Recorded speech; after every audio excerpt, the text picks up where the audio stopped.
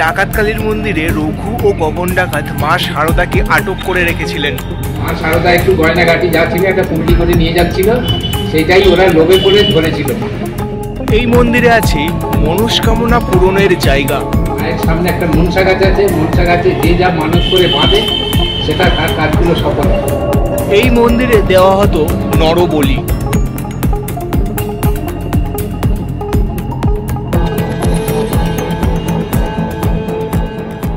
Hello guys, welcome to Sanjit creation V50। চলে এলাম আবারও একটি নতুন ভিডিও নিয়ে।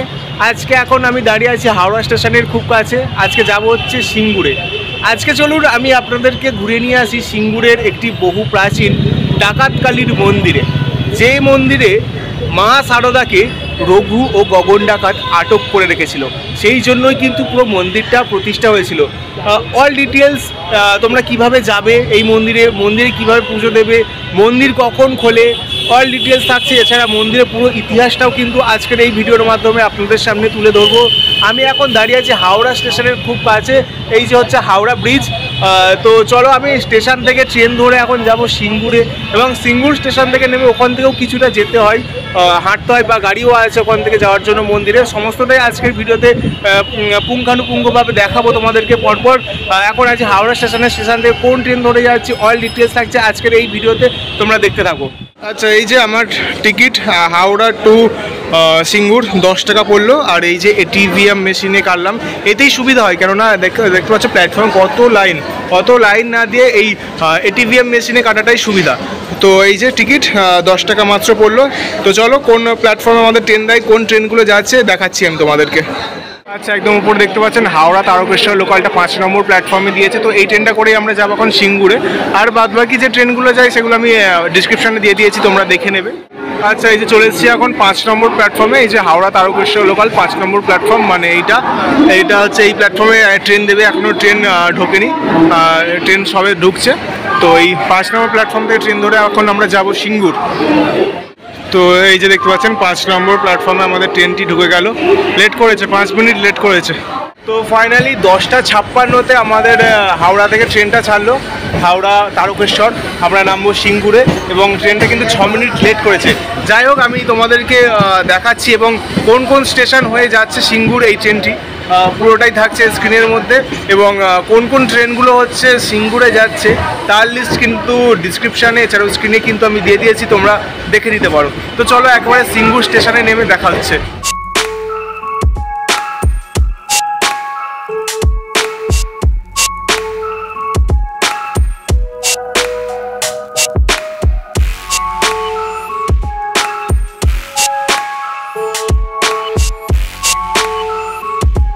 আচ্ছা, এখন আছি হচ্ছে নসিবপুরে। এর পরের স্টেশনই হচ্ছে সিঙ্গুর। নসিবপুর ছাড়লো, এর পরের স্টেশন দাঁড়াবো সিঙ্গুর।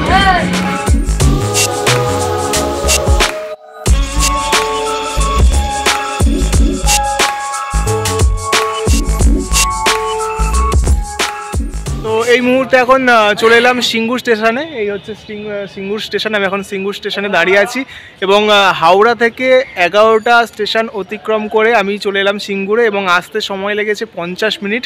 তবে ট্রেনটি লেট ছিল, সেই জন্য 50 মিনিট লেগেছে। তবে ট্রেনটা যদি সঠিক টাইমে ঢুকতো তো 40 মিনিটের মতো সময় লাগতো আসতে। তো এই স্টেশন থেকে এবার তোমরা ডাকাতকালীর যে মন্দির, সিঙ্গুরের যে ডাকাতকালীর মন্দিরে কিভাবে যাবে সেটা আমি তোমাদেরকে দেখাচ্ছি, দেখতে থাকো। আচ্ছা, সেই দূরে স্টেশন দেখা যাচ্ছে। স্টেশন থেকে কিছুটা হেঁটে আসার পর তোমরা দেখতে পাবে এই যে রেলগেট, এবং এই রেলগেট থেকে তোমরা মন্দিরে যাওয়ার জন্য টোটো পেয়ে যাবে। মাত্র 10 টাকা ভাড়া পড়বে, এবং হেঁটেও যাওয়া যায় এখান থেকে। একদম সোজা রেলগেট থেকে সোজা রাস্তা, হেঁটে যেতে সময় লাগে 11 মিনিটের মতন। তোমরা হেঁটেও যেতে পারো, এছাড়া এখান থেকে অটো পেয়ে যাবে বললাম, তো অটোতেও যেতে পারো। তো চলো আমি একবার মন্দিরের সামনে গিয়ে আবারও দেখা করছি। তো এই হচ্ছে সিঙ্গুরের মা ডাকাতকালীর মন্দির। তো মন্দিরের ডিটেলস দেবো, তার আগে বলে রাখি তোমরা অটোয় বা টোটোয় এলে এই জায়গাটাই তোমাদেরকে নামাবে। আমরা এখানটাই নামলাম, এবং 10 টাকা ভাড়া নিল। এবং এখন মন্দিরে প্রবেশ করব। মন্দিরের কখন কি খোলার টাইম বা পুজো কীভাবে দেবে সমস্ত ডিটেলস থাকছে, দেখতে থাকো। সিঙ্গুরের মা ডাকাতকালীর মন্দির প্রতিষ্ঠা করা হয় আনুমানিক 500 থেকে 550 বছর আগে। সিঙ্গুরের এই মন্দির প্রতিষ্ঠা নিয়ে আছে একটি ইতিহাস। সিঙ্গুরের এই মন্দির যে জায়গায় এখন প্রতিষ্ঠা করা আছে, আগে সেখানে ছিল ঘন জঙ্গল এবং সেই জঙ্গল দিয়ে মা শারদা একদিন হেঁটে যাচ্ছিলেন অসুস্থ শ্রী রামকৃষ্ণের কাছে রামকৃষ্ণকে দেখতে। সেই সময় রঘু ও গগন ডাকাত মাকে আটক করে লুট করার জন্য। আর তখনই তারা মা শারদার মধ্যে মা কালীর ভয়ঙ্কর রূপ দেখতে পায়। তখন তারা নিজেদের ভুল বুঝতে পেরে মা শারদার পা ধরে ক্ষমা চায় এবং তারপরে রঘু ও গগন ডাকাত মা শারদার মধ্যে দেখতে পাওয়া মা কালীর রাগী রূপের মূর্তি সেই জঙ্গলেই প্রতিষ্ঠা করে পুজো শুরু করেন এবং সেই থেকেই এখানে মা কালীর নাম ডাকাত কালী। তো এই মুহূর্তে আমরা পেয়ে গেছি এই মন্দিরের পুরোহিত মশাইকে। তো পুরোহিত মশাইয়ের মুখ থেকে আমরা এই মন্দিরের ইতিহাস সম্বন্ধে কিছুটা জেনে নেব। হুগলি জেলার সিঙ্গুর ব্লকের পুরুষোত্তমপুর ডাকাতকালী নামে এই জায়গাটা বিকৃত হয়েছে। এখানে হচ্ছে রঘু ডাকাত গগন ডাকাত দুজনে মিলে একটু চালা তৈরি করে ঘটস্থাপনা করে মায়ের পূজা করতে। এবার কোনো ক্রমে পূজা করতে করতে স্বপ্ন দেয় দুজনকে, চালকেপাটির মোড়ল একজনকে আর বর্ধমানের মহারাজাকে। এখানে মোড়লকে দেয় এখানে মায়ের মূর্তি প্রতিষ্ঠা করতে, আর বর্ধমানের মহারাজাকে বলে এখানে মন্দির স্থাপিত করতে, বাসস্থান। এই হয় ঘটনা। এবার তো বাৎসরিক পুজো সব কিছুই হয়। হ্যাঁ, আর এখানে এই মায়ের সামনে একটা মনসা গাছ আছে, মনসা গাছে যে যা মানত করে বাঁধে সেটা তার কাজগুলো সফল হয়। আচ্ছা, মন্দির খোলার সময়সূচিটা কিরকম আছে এখানে? 4:30 মঙ্গলা আরতি হয়। এবার তারপরে তো কাজকর্ম হয়ে এইবার 12টার সময় মেন পুজো হয়। তারপরে 1:30 পৌনে 2টোর সময় মন্দির বন্ধ হয়ে যায়, আবার 3:30টায় খুলে যায়, ওদিকে রাত 10টা পর্যন্ত। এবার সন্ধ্যা আরতি হয় 6:30টায়। আর এই জায়গাতে মা শারদাকে কেন আটক করে রাখা হয়েছিল? শারদা মাকে ধরেছিল মা জয়রামপাটি থেকে দক্ষিণেশ্বর যাবে, বাবার শরীর খারাপ বলে বাবাকে দেখতে যাচ্ছিল।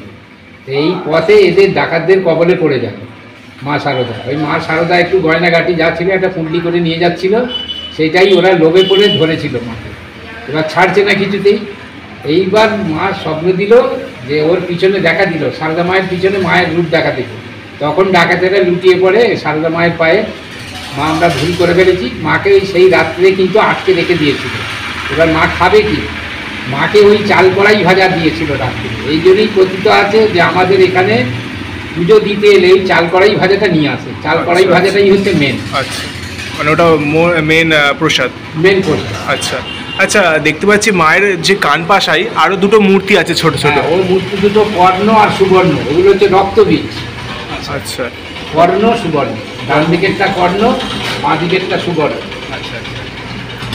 এই মন্দিরটা মোটামুটি তাহলে কত বছরের পুরনো? বলা যাবে না, আমরা বলেই আসি 500-700 বছর। 500-700 বছর মোটামুটি আনুমানিক। আনুমানিক। আচ্ছা, আর এছাড়া এখানে কি কি উৎসব হয় মায়ের নিত্য পুজো এই ছাড়া? তো ধানতেরাসের সময় যে কালী পুজোটা হয় ওটাই আমাদের বাৎসরিক কালী পুজো। আচ্ছা। এবার 5 বছর অন্তর মায়ের নবেকলে বলে, আচ্ছা মানে রং হয়।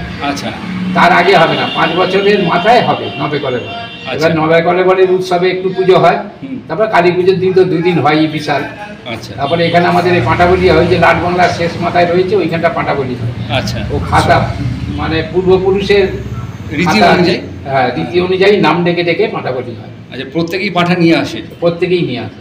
আচ্ছা আচ্ছা। এবার আমাদেরও পাঁটাবলি হয়, আমাদের নিজস্ব 5টা লাগে কিনতে। আচ্ছা আচ্ছা। 4 প্রহরে 4টে, তারপরের দিনে খ্যান পুজোটা যে হয় খ্যান পুজোতে একটা লাগে। আচ্ছা আচ্ছা আচ্ছা। আচ্ছা, এই মন্দিরে নাকি আগে নরবলি হতো, এটা কি সত্যি? আগে হতো নরবলি, তার আমরা দেখিনি, কথিত আছে এটা হয়। আচ্ছা হয়েছিল। আচ্ছা, আরেকটা কথা আমি আপনাদেরকে জানিয়ে রাখি, মায়ের যে এই যে পুরো টোটাল মূর্তিটা দেখতে পাচ্ছেন পুরোটাই কিন্তু মাটির। দেখে পাথরের মনে হলেও মায়ের যে পুরো মূর্তিটা কিন্তু মাটির আছে এবং এখানে মায়ের মূর্তি কিন্তু পরিবর্তন করা যাবে না যতক্ষণ না মায়ের আদেশ পাওয়া যাচ্ছে। মা আদেশ দিলে তারপরেই কিন্তু মন্দিরের এই মূল বিগ্রহ পরিবর্তন করা যাবে।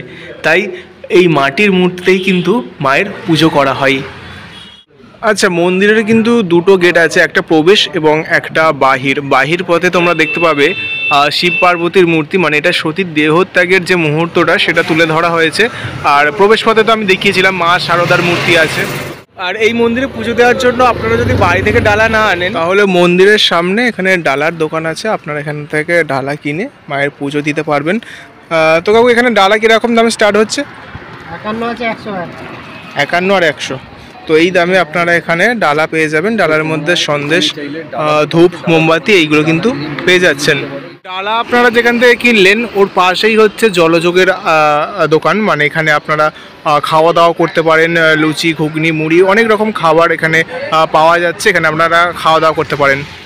আর ডাকাতকালী মায়ের এই মন্দিরটার অপোজিটে এইখানে আছে একটি শিব মন্দির।